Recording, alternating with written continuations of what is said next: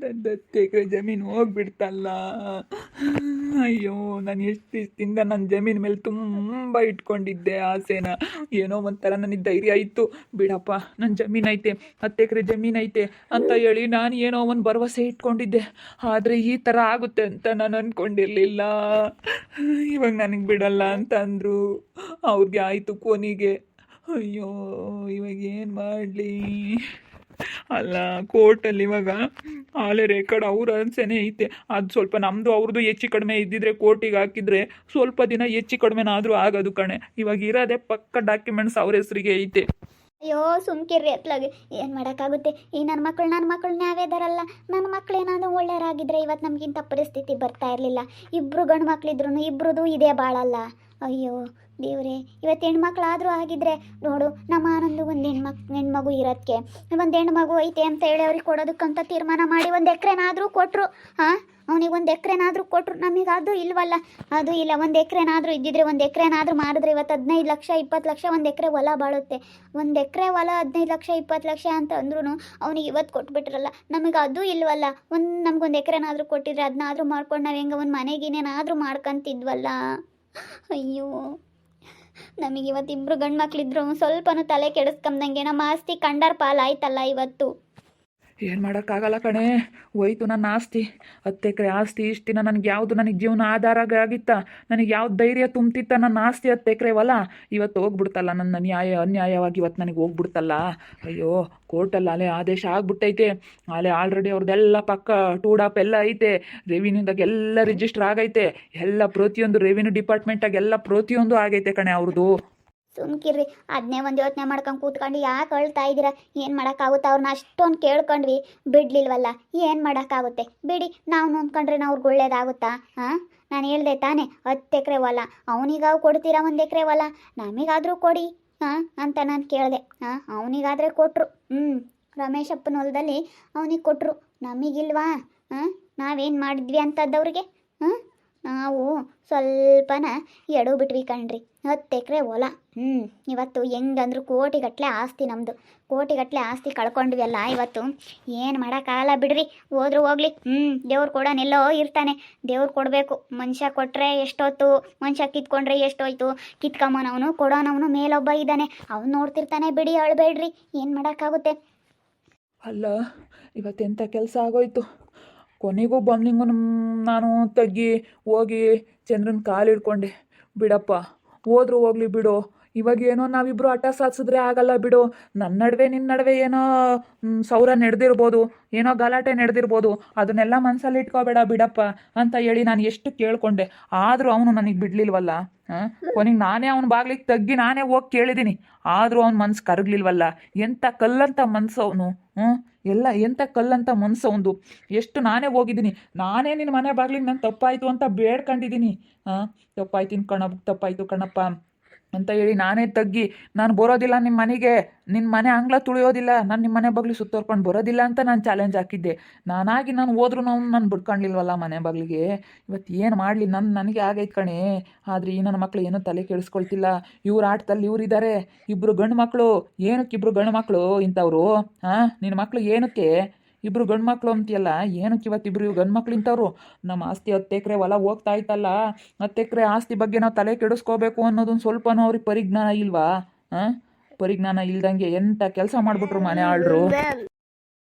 ಹೋಯ್ತು ಕಣೆ ಶ್ವೇತಾ, ನಮ್ಮ ಆಸ್ತಿ ಹೋಗ್ಬಿಡ್ತು ಕಣೆ.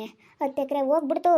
ನಾನು ನಿಮ್ಮ ಮಾಮ ಕೋರ್ಟಲ್ಲಿ ಕಣ್ಣೀರು ಹಾಕ್ಕೊಂಡು, ಪೊಲೀಸ್ ಸ್ಟೇಷನಲ್ಲಿ ಕಣ್ಣೀರು ಹಾಕ್ಕೊಂಡು, ನೋಡಿ ನಿಮ್ಮದೇನು ಆಧಾರ ಇಲ್ಲ, ಎಲ್ಲ ಇವ್ರಿಗೆ ಇರೋದು, ಇದು ಇವ್ರಿಗೆ ಸೇರಬೇಕಾಗಿದ್ದು ಅಂತ ಹೇಳಿದ್ರು.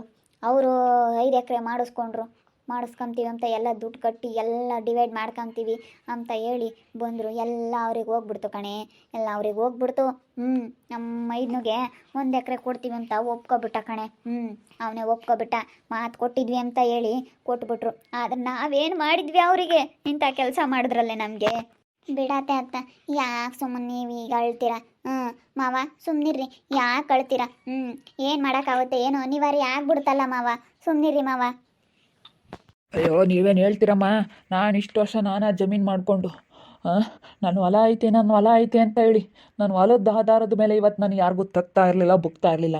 ನನ್ನ 10 ಎಕರೆ ಆಸ್ತಿ ಐತೆ, ಯಾವನಿಗೇನು ಹೆದರಬೇಕು ಅಂತ ಹೇಳಿ ನನ್ನ ಆಸ್ತಿ ಮೇಲೆ ನಾನು ಭರವಸೆ ಇಟ್ಕೊಂಡು ನಾನು ಯಾವತ್ತೂ ಯಾವನ ಮುಂದೂ ತಲೆ ಬಾಗಿಸ್ತಾನಲ್ಲ, ನಾನು ಯಾವನ ಮುಂದೂ ನಾನು ತಲೆ ತಗ್ಗಿಸ್ತಾನಲ್ಲ. ಇವತ್ತು ನನ್ನ ಆಸ್ತಿ, ನಾನು 10 ಎಕರೆ ಆಸ್ತಿ ಕಳ್ಕೊಬಿಟ್ಟೆ ಅಂತಂದರೆ ನನಗೆ ಹೆಂಗಾಗ್ಬೇಡಮ್ಮ, ಹಿಂಗಾಗ್ಬೇಡ. ಅಲ್ಲ, ನಾನು ನನ್ನ ಆಸ್ತಿ ಮೇಲೆ ನಾನು ಎಷ್ಟು ನಂಬಿಕೆ ಇಟ್ಕೊಂಡಿದ್ದೆ ಅಂದರೆ ನಿಜವಾಗ್ಲೂ ಅಮ್ಮ, ಏನು ಮಾಡೋದು, ನನಗೆ ಏನು ಮಾಡಬೇಕಂತ ಗೊತ್ತಾಗ್ತಾ ಇಲ್ಲ. 10 ಎಕರೆ ಆಸ್ತಿ ಕಳ್ಕೊಂಡು ನಾನು ಹೆಂಗಿರಲಿ, ನನಗಿರೋದಕ್ಕೆ ಆಗ್ತಾಯಿಲ್ಲ. ಎಷ್ಟು ಕೇಳ್ಕೊಂಡ್ರು ಅವ್ನು ನನಗೆ ಬಿಡಲಿಲ್ಲ. ಒಂದು ಎಕರೆನಾದರೂ ಕೊಟ್ಟಿದ್ರೆ, ನನ್ನ ತಮ್ಮ ಕೊಟ್ಟಂಗೆ ನನಗಾದರೂ ಕೊಟ್ಟಿದ್ರೆ, ಒಂದು ಎಕರೆನಾದರೂ ಮಾರ್ಕೊಂಡು ನಾನು ಇವತ್ತು ಹೆಂಗೋ ಜೀವನ ಮಾಡ್ತಿದ್ದೆ. ಏನೆಲ್ಲ ನಾನು ಇವತ್ತು ಕಳ್ಕೊಬಿಟ್ಟೆ ಕಣಮ್ಮ, ಕಳ್ಕೊಬಿಟ್ಟೆ. ನಾನು ಅರ್ಥ ಮಾಡ್ಕೊಂಬ್ಲಿಲ್ಲ, ಹಿಂಗಾಗೈತೆ ಪರಿಸ್ಥಿತಿ ಅಂತ ನನಗೆ ಅರ್ಥ ಮಾಡ್ಕೊಂಬ್ಲಿಲ್ಲ. ಅರ್ಥ ಮಾಡ್ಕೊಂಡಿದ್ರೆ ಇವತ್ತು ನನಗಿಂಥ ಪರಿಸ್ಥಿತಿ ಗೊತ್ತಾ ಇರಲಿಲ್ಲ. ಅರ್ಥ ಮಾಡ್ಕೊಂಬ್ಲಿಲ್ಲ, ಎಲ್ಲ ಕಳ್ಕೊಂಡು ನಾನು ಬೀದಿಗೆ ಬಿದ್ದೆ ಕಣಮ್ಮ, ಬೀದಿಗೆ ಬಿದ್ದೆ. ಅಯ್ಯೋ ಸುಮ್ಮನಿರಿ ಮಾತ್ಲಾಗೆ. ಮೋಸದ್ದು ಅದಕ್ಕೆ ಮತ್ತೆ ಇರಲ್ಲ ಅಂತ ಅನ್ನೋದು. ನೀವು ಅವಾಗ ಮೋಸ ಮಾಡಿ ಯಾಕೆ ಬರ್ಸ್ಕೊಳಕ್ಕೆ ಹೋಗಿದ್ರಿ? ಮೋಸ ಮಾಡಿದವ್ರು ಯಾವುದೇ ಕಾರಣಕ್ಕೂ ಉದ್ಧಾರ ಆಗಲ್ಲ ಮಾವ. ಯಾವುದೇ ಒಂದಲ್ಲ ಒಂದು ದಿವಸ ಹೊರಗೆ ಬಂದೇ ಬರುತ್ತೆ. ನೀವು ಅವತ್ತು ಕೈ ಬರವಣಿಗೆ ಐತೆ ಅಂತ ಹೇಳಿ ಸುಮ್ಮನೆ ಬರೆಸ್ಕೊಂಡು ನೀವು ಸೈನ್ ಹಾಕಿಸ್ಬಿಟ್ರಿ. ಇವಾಗ ಏನಿದ್ರು ಅದು ರೆವಿನ್ಯೂ ಡಿಪಾರ್ಟ್ಮೆಂಟಲ್ಲಿ, ಇವಾಗ ಏನೇ ಇದ್ರೂ ಅದು ರಿಜಿಸ್ಟ್ರ್ ಆಫೀಸಲ್ಲಿ ರಿಜಿಸ್ಟ್ರ್ ಆದರೆ ಮಾತ್ರ ಅದು ತಗೊಳುತ್ತೆ ಮಾವ. ನೀನೇನೇ ಕೈ ಬರವಣಿಗೆ ಪತ್ರ ತಂದರೂ ಈ ಕಾಲದಲ್ಲಿ ಏನು ನಡೆಯೋದಿಲ್ಲ. ರಿಜಿಸ್ಟ್ರ್ ಆಫೀಸಲ್ಲಿ ಮೇನ್ ರಿಜಿಸ್ಟ್ರ್ ಆಗಿರಬೇಕು ಮಾವ. ಅದೇ ಕೇಳೋದು. ಇವಾಗ ರಿಜಿಸ್ಟ್ರ್ ಆಫೀಸಲ್ಲಿ ರಿಜಿಸ್ಟ್ರ್ ಆಗಿರೋದು ಅವ್ರ ಹೆಸರಿಗೆ. ನೀವೇನು ಕೈ ಬರವಣಿಗೆ ಪತ್ರದ್ದು ಇಸ್ಕೊಂಡು ಕೈ ಬರವಣಿಗೆ ಸೈನ್ ಹಾಕ್ಸ್ಕೊಂಡು ತೋರಿಸಿದ್ರ. ಆದರೆ ಇವಾಗ ಹೆಬ್ಬೆಟ್ಟು ಕೊಡಬೇಕು.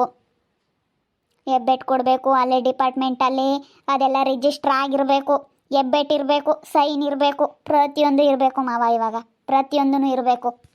ನನಗೆ ಗೊತ್ತಾಗಲಿಲ್ಲ ಕಣಮ್ಮ. ಮೊದಲು ನನಗೇನೆ ಕೈ ಬರವಣಿಗೆ ಅದು ನನಗೂ ನಡೆಯಲ್ಲ ಅನ್ನೋದು ಗೊತ್ತಿತ್ತು. ಆದರೂ ಆಗಿರುತ್ತೆ ಬಿಡು, ಕೈ ಬರವಣಿಗೆ ಬರ್ಕೊಟ್ಟವ್ರಲ್ಲ ಅಂತ ಅಂದ್ಕೊಂಡೆ. ಆದರೆ ಇವಾಗ ಹಿಂಗೆ ಫೋರ್ಜರಿ ಸೈನ್ ಹಾಕಿಸ್ಕೊಂತಾರೆ ಅಂತ ಹೇಳೇನೆ ಇವಾಗೆಲ್ಲ ಹೆಬ್ಬೆಟ್ಟು ಕೇಳ್ತಾರೆ. ರಿಜಿಸ್ಟ್ರ್ ಆಫೀಸಲ್ಲಿ ರಿಜಿಸ್ಟ್ರ್ ಆಗ್ಬೇಕಾದ್ರೆ ಫೋಟೋ ತೆಗಿತಾರೆ, ಪ್ರತಿಯೊಂದು ಮಾಡ್ತಾರೆ. ಇವತ್ತು ನನಗೆ ಇದೆಲ್ಲ ಗೊತ್ತಾಗಲಿಲ್ಲ ಕಣಮ್ಮ. ಇವಾಗ ಮಾವ, ನಾವೇನೇ ಒಂದು ಹೊಲ ತಗೊಳ್ಳಿ, ಒಂದು ಸೈಟ್ ತಗೊಳ್ಳಿ, ಅದಕ್ಕೆಲ್ಲನ ರಿಜಿಸ್ಟ್ರ್ ಆಫೀಸಲ್ಲಿ ರಿಜಿಸ್ಟ್ರ್ ಆಗಿರಬೇಕು. ಇಂಥ ಅಡಿ ಇಷ್ಟು ಈ ಮೂಲೆಗೆ ಇಷ್ಟು ಅಡಿ ಬಂದೈತೆ ಅಂತ ರಿಜಿಸ್ಟ್ರ್ ಆಗಿರಬೇಕು ಮಾವ. ಫೋಟೋಯಿಂದ ಹಿಡ್ದು, ಹೆಬ್ಬೆಟ್ಟಿಂದ ಹಿಡ್ದು, ಸೈನಿಂದ ಹಿಡ್ದು ಪ್ರತಿಯೊಂದು ಆದರೆ ಮಾವತ್ರ. ನೀನು ಫೋಟೋ ತೆಗೆದು ಹೆಬ್ಬೆಟ್ಟಿಗಿಸಿ ಸೈನ್ ಹಾಕ್ಸಿಲ್ಲ ಅಂದ್ರೂ ಅದು ಬರೋದಿಲ್ಲ ಮಾವ. ಪ್ರತಿಯೊಂದು ಅಲ್ಲೇನು ಕಾನೂನು ಐತೆ ಅದೆಲ್ಲ ನಡೆದಿದ್ರೆ ಮಾವ ಇವಾಗೆಲ್ಲ ಆಗೋದದು. ಹೆಬ್ಬೆಟ್ಟನು ಇಡಬೇಕು, ಫೋಟೋನು ಇಡಬೇಕು, ಅಲ್ಲಿ ಸೈನೂ ಆಗಿರಬೇಕು. ಇದೆಲ್ಲ ಆಗಿದ್ದರೆ ಮಾತ್ರ ಅಲ್ಲಿ ರಿಜಿಸ್ಟ್ರ್ ಆಫೀಸಲ್ಲಿ ನಡೆಯೋದು. ರಿಜಿಸ್ಟ್ರ್ ಆಫೀಸಲ್ಲಿ ಏನು ರಿಜಿಸ್ಟ್ರ್ ಆಗಿರುತ್ತೆ ಅದೇ ಮಾವ. ನೀನೇನು ನನ್ನ ಹತ್ರ ಕೈ ಬರವಣಿಗೆ ಐತೆ, ನಾನು ಸೈನ್ ಹಾಕಿದ್ದೀನಿ ಅಂತ ನೀನು ಏನೇ ತಂದು ತೋರಿಸಿದ್ರು ನಡೆಯಲ್ಲ.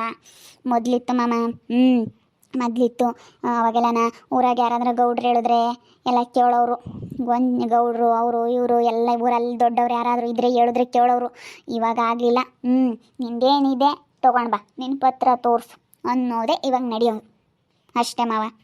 ಸುಮ್ಮನೆ ಯಾಕೆ ಇವಾಗ ನಾವು ಸುಮ್ಮನೆ ಹೋಗ್ಬಿಟ್ಟು ನಮ್ದು ಹೊಲ ನಮಗೆ ಸಿಗಲಿ 10 ಎಕರೆ ಅಂತ ಹೋದರೆ 10 ಎಕರೆ ಹೊಲಕ್ಕೆ ನಾವು ಎಷ್ಟು ಖರ್ಚು ಮಾಡಬೇಕಾಗುತ್ತೆ, ಅದೆಷ್ಟು ಇದು ಮಾಡಬೇಕಾಗುತ್ತೆ, ಅದೆಲ್ಲ ಆಗೋಲ್ಲ. ಸುಮ್ಮನೆ ರೀ, ಅವ್ರು ತೊಗೊಂಡಿದ್ದಾರೆ, ಅವ್ರು ನೋಡ್ಕೊಂಡಿದ್ದು ನಮಗೇನು ಒಳ್ಳೇದಾಗಲ್ಲ. ಅವ್ರ ಅಪ್ಪನ ಆಸ್ತಿ ಅವ್ರು ತಗೊಂಡಿದ್ದಾರೆ ಮಾವ. ಸುಮ್ಕಿರಿ, ದೇವರು ಕೊಡೋನು ಎಲ್ಲಾದರೂ ಕೊಟ್ರಿ. ನೀನಂತ 10 ಎಕರೆ ಅಲ್ಲ 20 ಎಕರೆ ಜಮೀನು ತೊಗೋಬೋದು ಮಾವ ನೀನು. ನೀನು ಒಳ್ಳೆ ಮನಸ್ಸಿಂದ ಕೆಲಸ ಮಾಡು, ಒಳ್ಳೆ ಮನಸ್ಸಿಂದ ಒಬ್ರಿಗೆ ಒಳ್ಳೇದು ಮಾಡು, ಒಬ್ರಿಗೆ ಕೆಟ್ಟದ್ದಂತೂ ಮಾಡೋಕೆ ಹೋಗ್ಬೇಡ. ದೇವ್ರಮ್ಮನ ಕೊಡೋದು ಕೊಟ್ಟರೆ 10 ಎಕರೆ ಹೊಲ ಅಲ್ಲ 20 ಎಕರೆ ಹೊಲ ನೀನು ಸಂಪಾದಿಸ್ಬೋದು ಮಾವ. ಅದನ್ನೇ ಕಣಮ್ಮ ನಾನು ಹೇಳ್ತಾ ಇದ್ದೀನಿ. ಇಲ್ಲ ಕಣಪ್ಪ, ಹೋಗೋದು ಹೋಗ್ಬಿಡ್ತು. ದೇವ್ರ ಇದ್ದಾನೆ ಕೊಡೋನು, ಅವನೆಲ್ಲ ಇದ್ದಾನೆ ನೋಡ್ತಿರ್ತಾನೆ. ಅವನಿಗೆ ಯಾರಿಗೇನು ಕೊಡಬೇಕು ಅಂತ ಅವ್ನು ಡಿಸೈಡ್ ಮಾಡಿರ್ತಾನೆ. ನಾನು ನೀನು ಮಾತಾಡಿದ್ದೆಲ್ಲ ಏನಾಗಲ್ಲ, ಸುಮ್ಮನಿರಪ್ಪ, ಪರಮಾತ್ಮ ಇದನ್ನ ಮೇಲೊಬ್ಬ ನೋಡ್ತಿರ್ತಾನೆ ಅಂತ ನಾನು ಇಷ್ಟೊತ್ತು ಗಂಟೆ ನಾನು ಅದನ್ನೇ ಸಮಾಧಾನ ಮಾಡ್ತಾ ಇದ್ದೆ. ನೋಡಮ್ಮ, ದೇವ್ರು ಕಂಡುಬಿಟ್ರೆ ಒಂದು ಕ್ಷಣಕ್ಕೆ ಶ್ರೀಮಂತರಾಗ್ಬೋದು, ಒಂದು ಕ್ಷಣಕ್ಕೆ ಬಡವ ಆಗ್ಬೋದು, ಏನು ಬೇಕಾದ್ರೂ ಆಗ್ಬೋದು ದೇವ್ರಮ್ಮನ ಮ್ಯಾಲಿರೋನ್ ಕಂಡುಬಿಟ್ರೆ ಅಂತ ಹೇಳಿ ನಾನು ಅದೇ ಇಷ್ಟೊತ್ತವರೆಗೂ ನಿಮ್ಮ ಮಾವನಿಗೆ ಸಮಾಧಾನ ಮಾಡ್ತಾ ಇದ್ದೆ. ನಮ್ಮ ಮಾವ 10 ಎಕರೆ ಜಮೀನು ಹೋಗ್ಬಿಡ್ತಲ್ಲ, ಕಂಡರ್ ಪಾಲ್ ಆಗ್ಬಿಡ್ತಲ್ಲ. 10 ಎಕರೆ ಜಮೀನು ಸರಿಯಾಗಿ ಏನು ಮಾಡಿಸ್ಕೊಂಡಿಲ್ಲ, ಕೈ ಬರವಣಿಗೆ ಅದೆಲ್ಲ ತೊಗೊಂಬಂದು ಸುಮ್ಮನೆ ಎಲ್ಲನ. ಇವತ್ತು ನಮ್ಮ ಮಾವ ತುಂಬ 10 ಎಕರೆ ಹೊಲ ಕಳ್ಕೊಂಡಿದ್ದೀನಿ ಅಂತ ಹೇಳಿ ತುಂಬ ಬೇಜಾರಾಗಿ ತುಂಬ ಅಳ್ತಾ ಐತೆ. ಅದಕ್ಕೆ ನಮ್ಮ ಮಾವನಿಗೆ ಸಮಾಧಾನ ಮಾಡ್ತಾ ಇದ್ದೆ. ಬಿಡಿ ಮಾವ, ದೇವ್ರಮ್ಮನ ಕೊಟ್ಟರೆ 10 ಎಕರೆ ಅಲ್ಲ 20 ಎಕರೆ ಹೊಲ ಜಮೀನು ನಾವು ಸಂಪಾದನೆ ಮಾಡ್ಬೋದು. ದೇವ್ರಮ್ಮನ ಕಂಡುಬಿಟ್ರೆ ಎಷ್ಟೋಯ್ತು. ಅಲ್ವಾ? ದೇವರು ಮುಂಚಾಗಿ ದೇವ್ರ ಬಲ ಮುಖ್ಯ, ಮನುಷ್ಯರ ಬಲಕ್ಕಿಂತ ದೇವ್ರ ಬಲ ಮುಖ್ಯ. ದೇವ್ರು ಏನಾದರೂ ಬಲ ಕೊಟ್ಟಿದ್ದಾನೆ ಅಂತಂದ್ರೆ ನಾವೇನು ಬೇಕಾದ್ರೂ ಮನಸ್ಸಿದ್ರೆ ಏನು ಬೇಕಾದ್ರೂ ಸಾಧಿಸ್ಬೋದು ವೀಕ್ಷಕರೇ. ಓಕೆ ವೀಕ್ಷಕರೇ, ಇನ್ನೂ ಏನೇನಾಗ್ಬೋದು ಅಂತ ಮುಂದಿನ ಭಾಗದಲ್ಲಿ ನೋಡ್ತಾ ಇರ್ರಿ. ಹಾಗೆ ವಿಡಿಯೋ ಬಗ್ಗೆ ನಿಮ್ಮ ಅಭಿಪ್ರಾಯನ ಕಮೆಂಟ್ ಮಾಡಿರಿ. ಹಾಗೆ ವಿಡಿಯೋ ಇಷ್ಟ ಆಗಿದ್ರೆ ಲೈಕ್ ಮಾಡಿರಿ, ಶೇರ್ ಮಾಡಿರಿ. ಇನ್ನೂ ನಮ್ಮ ಚಾನಲ್ನ ಯಾರು ಸಬ್ಸ್ಕ್ರೈಬ್ ಮಾಡ್ಕೊಂಡಿಲ್ಲ, ತಪ್ಪದೆ ಈ ಕೂಡಲೇ ಸಬ್ಸ್ಕ್ರೈಬ್ ಮಾಡ್ಕೊಳ್ಳಿ. ಓಕೆ ವೀಕ್ಷಕರೇ, ಧನ್ಯವಾದಗಳು.